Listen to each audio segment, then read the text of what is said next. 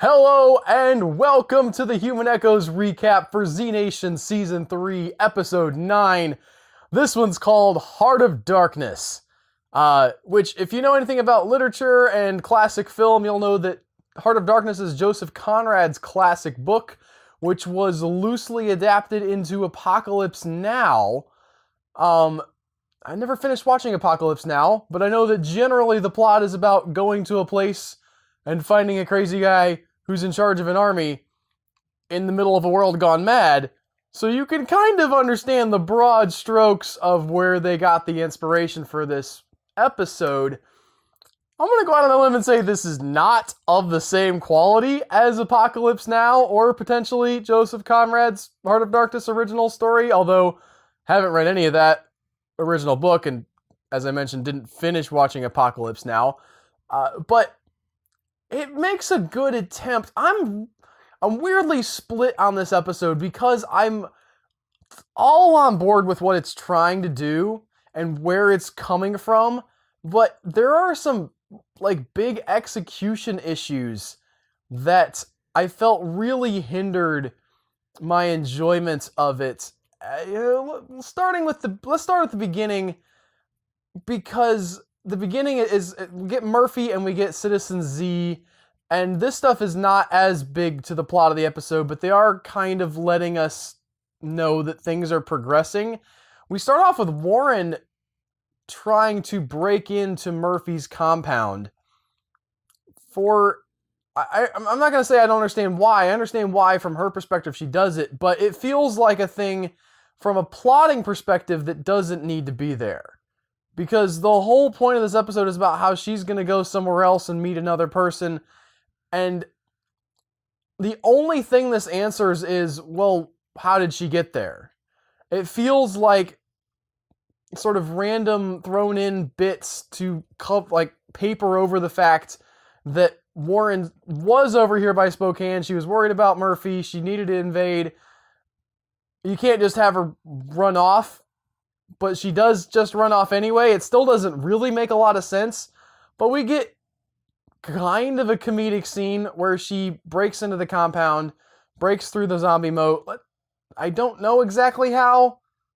She makes it through the zombie moat, kind of lets the zombies loose in the process of it, is hiding in the can that they have there, their outhouses that they've dug.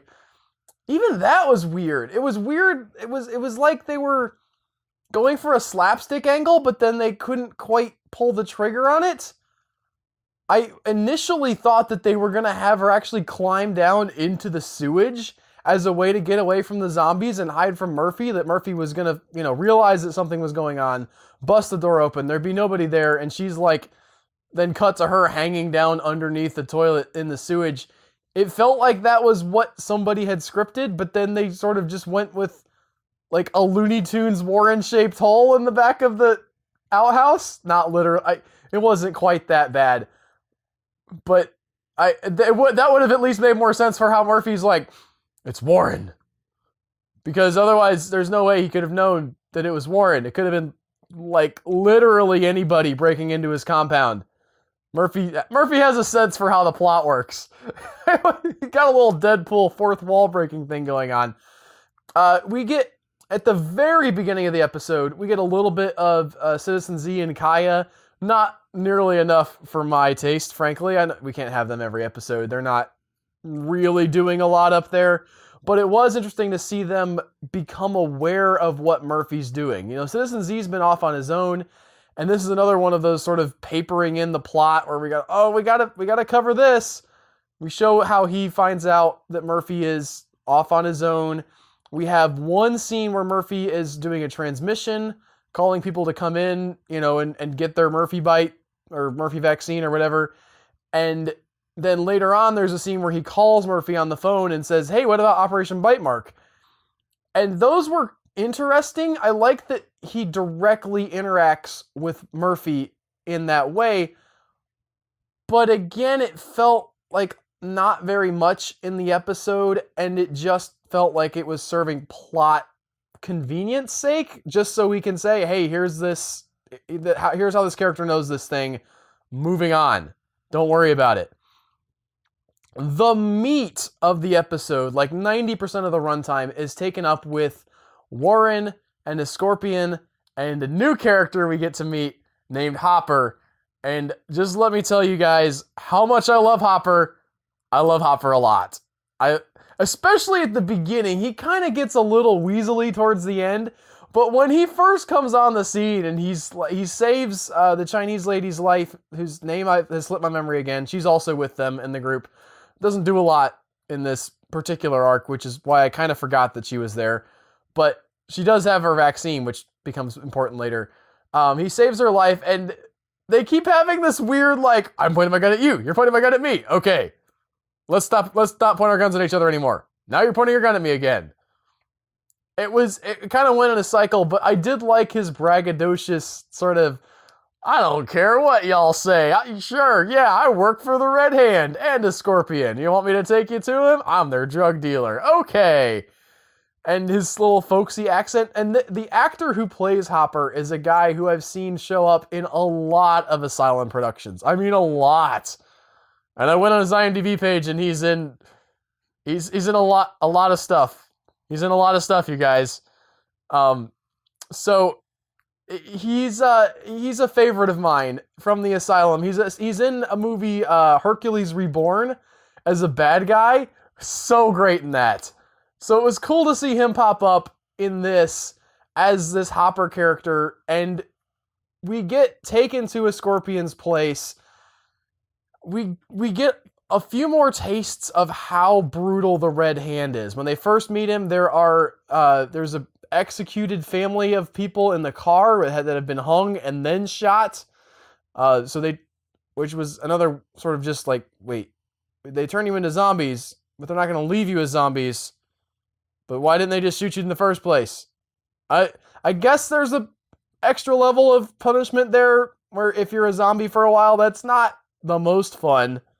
Like, we do have an indication that zombieism in this world means you're semi-conscious behind those eyes, but you can't do anything, and you're just sort of like all of a sudden given over to this overpowering hunger for brains. But even so, it seems like an extra roundabout way for them to do this. And they even speculate about, they find this family that's been executed in this car. In the trunk of the car, they find another family, which they assume was the original owners of the car, and then this new family had stolen it from them, which is how they got executed. But then the real Scorpion, Hector, says, well, yeah, but we don't even know if they knew about the family in the trunk. Maybe we just checked and we found out, and they were just saying, you guys might have been car thieves. And they never get back to sort of saying whether these people actually deserve to have these punishments meted on them or not. I like the idea of the Red Hand in the zombie apocalypse, these people who are vigilantes and sort of like standing up for the little guy and standing up for justice and trying to put out their, a protection for the downtrodden in a sort of a strength way. I know Murphy's trying to do that from a perspective of, hey, I can bite you and you won't have the zombie thing anymore, and we have our compound. But the Red Hand is just, hey, we'll shoot the bad guys, and if you're a good guy, we'll help you out. Ostensibly, again, this episode does not do anything to really clear up exactly how bad the Red Hand are. We see later on there's severed hands crawling around their base, which is pretty creepy. We see some people who have been electrocuted, they're bound up alive with barbed wire, which is hooked up to electrical thing that Hopper then just pulls as he walks in. I don't know what the deal with that was either. If they're like, hey, you know what, we're gonna chain you up and we are gonna electrocute you eventually. Maybe somebody will come by, pull the cord. Maybe we'll come back and pull the cord. A lot of this episode felt somewhat haphazard when you get down into the details. But even then, I thought, okay, this is a zombie apocalypse. There's not any law really, other than now sort of the Red Hand. But these guys could have been like real bad guys. We don't know that they were. They might not have been, but they could have deserved that. It would have been nice to see a little bit more, and maybe there's going to be more with the Red Hand.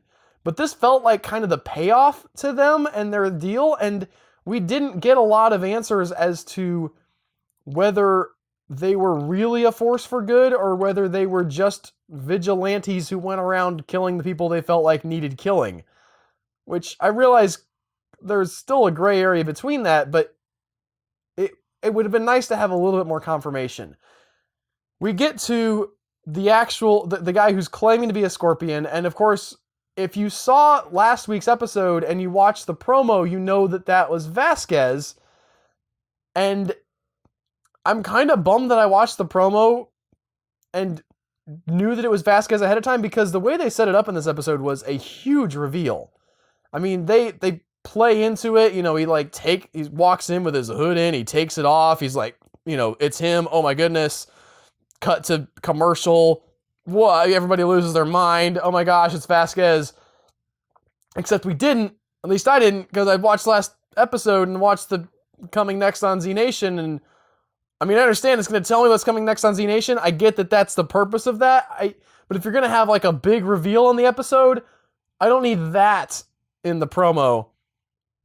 But it is Vasquez, and we find out that he is not just taking on the name a Scorpion, that he has literally had a psychotic, well, maybe not psychotic break, but he's had some kind of break with the reality of his situation where he has, in his mind, taken on the identity of a Scorpion. He has forgotten who he is, he's forgotten where he came from, he's forgotten his story, and his obsession with a Scorpion in the second season has really paid off now into this break that he's had where he believes that he is a Scorpion.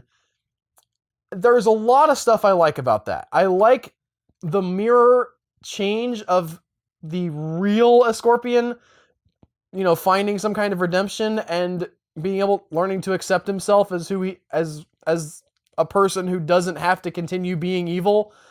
And Vasquez kind of having the reverse of that, of being a good guy, being a force for justice, and then having this psychotic break and identifying with the man who killed his wife and child at the beginning of the zombie apocalypse, like right before they came back as zombies, and then he had to mercy them. That all works for me, and especially the whole mental break angle, I thought that was, really fascinating and dramatic, but the way it was executed didn't quite land. It felt a little bit shoehorned in. You could tell that they wrote this idea around the actor, I think. This is my assumption anyway, that they were able to get him back for one scene or one, episode of the season. So they have, okay, we're going to write him out of the show, but in an interesting way. And you come up with this idea of this psychotic break where he thinks he's a Scorpion, and then you can set it up throughout the rest of the season, and he comes back for his one episode and films, and then he dies, and you're good. It felt a little bit off to me, the way it all played out.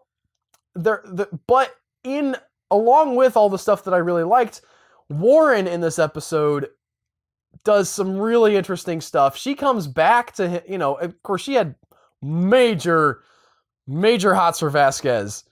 It definitely, at least a physical attraction was there. Who knows how much emotional attraction you have time for in the zombie apocalypse, but at season 2, we got to see the whole dream sequence where she was like, him and her were totally going at it and killing zombies at the same time. And they bring that idea back around where she's trying to get to him. It really brings in her sexuality into the picture and sort of like getting all up close on him and like, opening his shirt up and saying, I remember when you got that wound right there. And like turning it on hot. And he does not remember any of it. That was cool. But then I think it was mostly in the way it paid off, because he doesn't remember. He sends Warren and a Scorpion and the Chinese lady whose name I can't remember. When I say a Scorpion, I mean not Vasquez. How many Spanish names? Hector sends all of them to their, to these prison cells.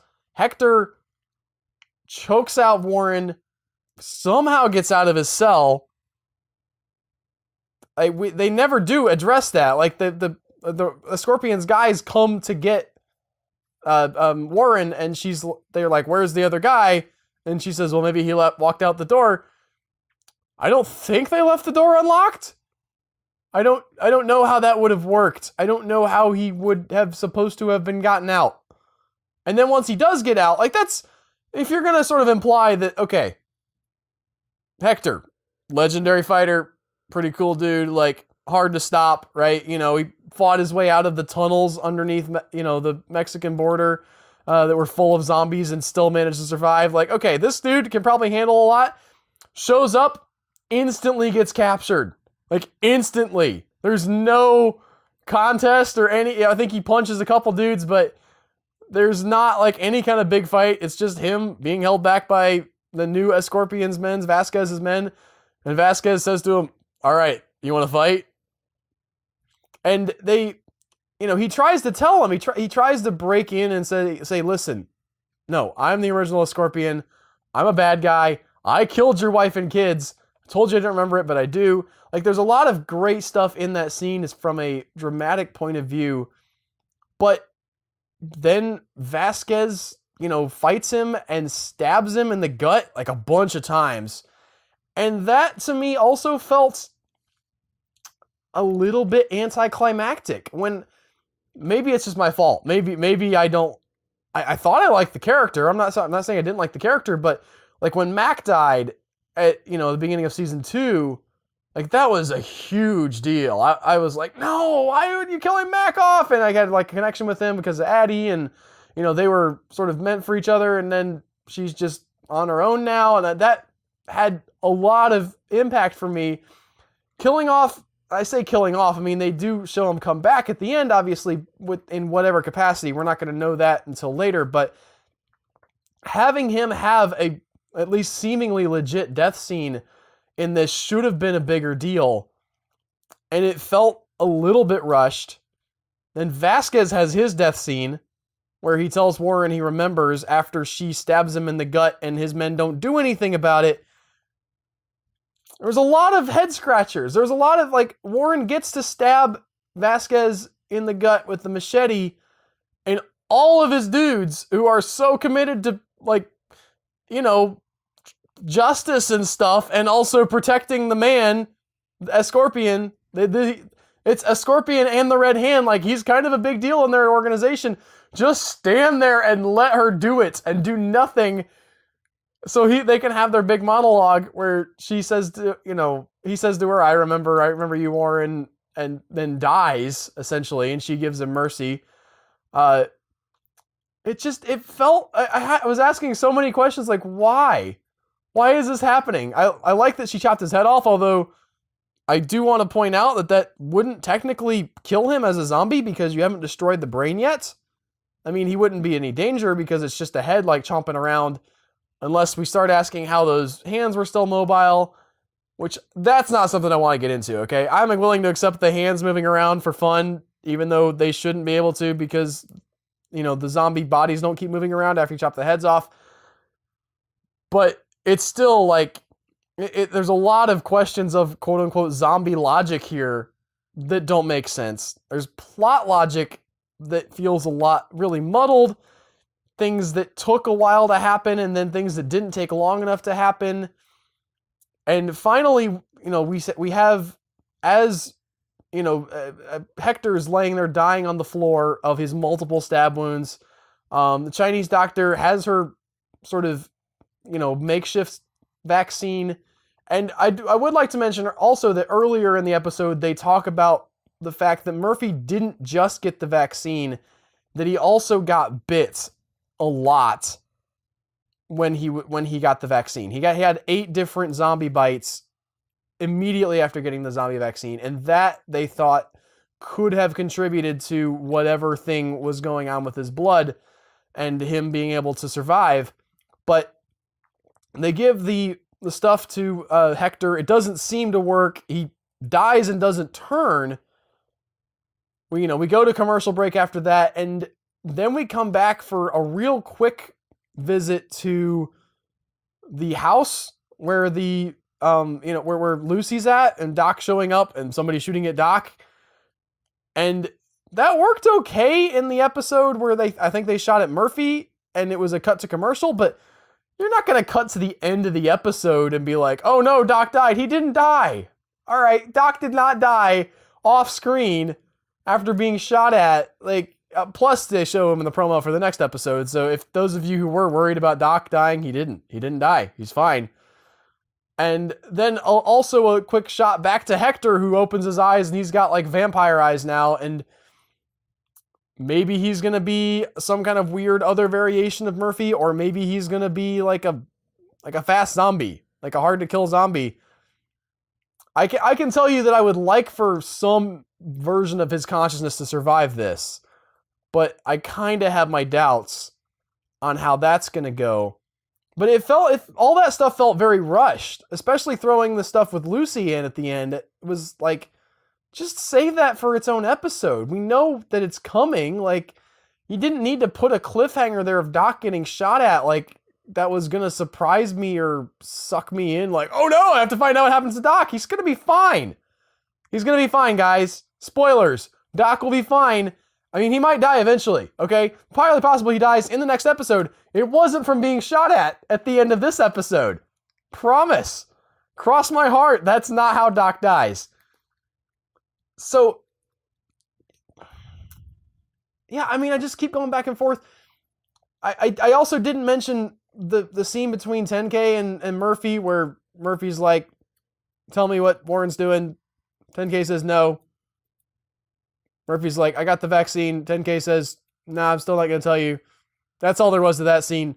But in the interests of completeness, I figured I'd mention that also happened. But yeah, it felt a little off to me. I got what they were going for in this, and I liked what they were going for a lot. But the execution and the pacing seemed like they were all over the place. It felt like one thing would be really rushed, and then another thing would be just like a quick, like way too fast happening. The breaking into Murphy's compound was way too fast. If they even needed to happen, which I would say it does not. The stuff at the end, there's a quick shot of Warren heading back to Murphy's compound, which that's all you should have done. Really? Like, have a cool shot of her heading back to the compound, Spokane, 100 miles away. How did she get 100 miles away is another one of those giant sort of like plot questions that you start asking yourself if you think about this episode too much. Like, was it before or after they met Hopper that they traveled 100 miles away? Did she run 100 miles after leaving the outhouse? Okay. Point being, I have some issues with this. I really liked the idea of the send-off for Vasquez. I thought having him have that break was cool conceptually, but it didn't quite work for me in how they executed it. So this is the second. I'm kind of bummed because so far this season I haven't been real disappointed in any 2 episodes in a row, and this is the second one in a row that felt subpar to me. The previous one, the election day one, felt a little bit just sort of not quite all there. And now this one feels just a little bit not quite all there. There's some great stuff. There's some cool shots and cinematography in here. I liked, there's, you know what I'm thinking about? There were those shots of them driving, the overhead shots of driving through the streets. Maybe that's when they drove 100 miles away from Spokane. I'm a little tired tonight, so if I'm missing something, leave it in the comments. And if I'm confused about something that you know, Albert, this is not how it is. Let me know, set me straight, because I'm definitely, I don't know that I have everything exactly right here, but I do know that this one was another disappointment for me. And I'm looking forward to Z Nation really kind of hitting its stride again. Hopefully next episode will be that. We're getting with Lucy, which is a plot point that I'm interested to re-examine, and the whole aging thing that she's going to have happening. I think we're seeing her as a little girl in the promo. I think I've read somewhere that she's like they have a teen actor cast to play her as well in later episodes. So there's clearly something going on with her aging there, but that's all interesting stuff potentially. So we'll just have to wait and see how it goes. As I mentioned earlier, leave a comment if you have thoughts. If you think I'm way off about this, I know some of you do, and I respect that. If you love this episode, more power to you. Because I'm definitely not here to take away anybody's enjoyment. I'm watching this, hoping to enjoy it every week. And this one just wasn't quite up to my standards. My very lofty, high standards. But until next time, I'll see you next week for more episodes of the Z Nation Recap. Bye, guys.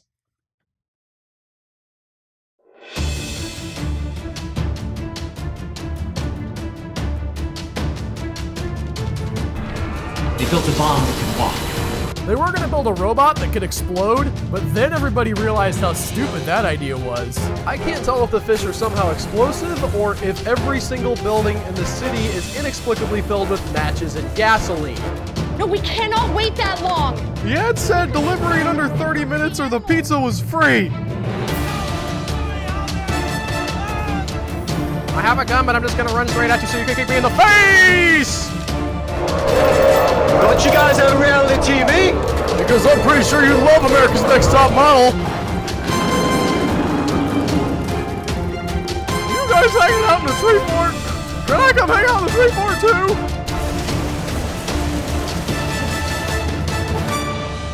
Target destroyed. No sign of the mega shark.